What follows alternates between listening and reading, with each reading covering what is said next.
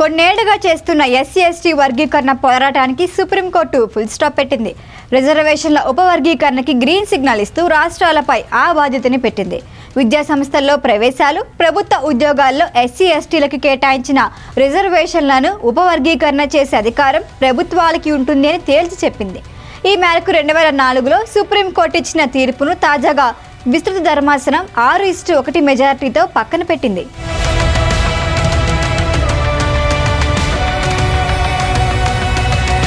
ఎన్నో ఏళ్ల నుంచి ఉన్న వివక్ష కారణంగా ఎస్సీ ఎస్టీలు పైకి రాలేకపోతున్నారు. కులంలో ఉపవర్గాలు చేసేందుకు రాజ్యాంగంలోని 14వ ఆర్టికల్ అనుమతిస్తుంది అని చెప్పి 2004 నాటి ఈవి చిన్నయ్య తీర్పును ధర్మాసనం పక్కన పెట్టింది. రాష్ట్రాల ఉపవర్గీకరణ చేసుకునే అవకాశం కల్పించింది. ఈ తీర్పును జస్టిస్ బేలా ఎం త్రివేది మాత్రం ఉపవర్గీకరణ సాధ్యం కాదంటూ వ్యతిరేకించారు.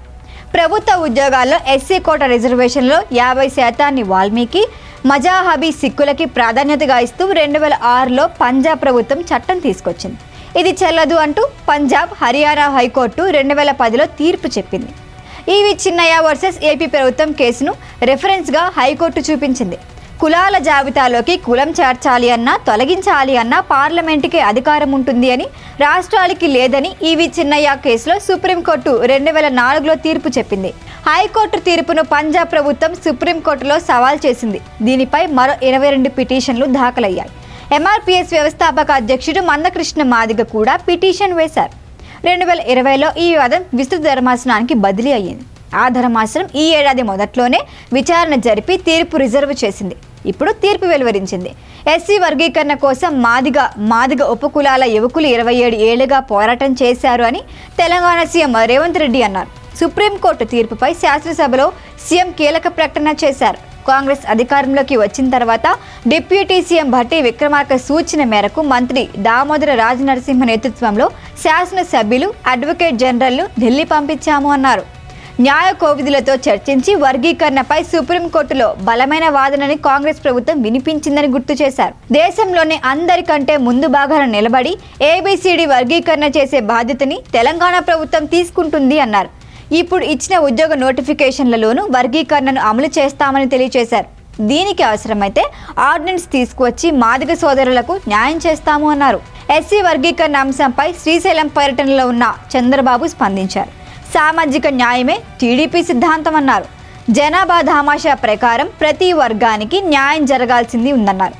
గతంలోనే వర్గీకరణకి సంబంధించి ఏబిసిడి వర్గాలను తీసుకొచ్చాము అన్నారు. అందరికీ న్యాయం జరగాలి, అందరివాడిగా ఉంటానన్నారు. ఎస్సీ రిజర్వేషన్కి అనుకూలంగా సుప్రీంకోర్టు తీర్పునివ్వటంపై ఎంఆర్పీఎస్ అధినేత మందకృష్ణ మాదిగ సంతోషం వ్యక్తం చేశారు. వర్గీకరణ కోసం ఎంఆర్పీఎస్ 3 దశాబ్దాలుగా చేస్తున్న పోరాటం ఫలించింది అని ఉద్వేగంగా మాట్లాడారు. చంద్రబాబు వల్లే నేడు కళ నెరవేరింది అన్నారు. ఎస్సీ వర్గీకరణ చేసింది గతంలో ఉమ్మడి రాష్ట్ర ముఖ్యమంత్రిగా ఉన్నప్పుడు చంద్రబాబు నాయుడు అని అన్నారు. ఇప్పుడు ఏపీలో ఆయన ముఖ్యమంత్రిగా ఉన్నప్పుడు వర్గీకరణ జరుగుతుంది అన్నారు. సహకరించిన చంద్రబాబుకు మందకృష్ణ ప్రత్యేక కృతజ్ఞతలు తెలిపారు. చంద్రబాబు వర్గీకరణ చేయకపోతే వేలాది ఉద్యోగాలు వచ్చేవి కాదని మందకృష్ణ గుర్తు చేసుకున్నారు. వర్గీకరణకి ప్రధాని మోదీ కూడా మద్దతు తెలిపారు. ఎంఆర్పీఎస్ నిర్వహించిన బహిరంగ సభలో ప్రసంగించారు. తమకు అండగా నిలబడ్డ ప్రధాని మోదీ, అమిత్ షా భుజాన వేసుకుని తమ వైపు ఉన్న కేంద్ర మంత్రి కిషన్ రెడ్డికి ధన్యవాదాలు చెప్పారు.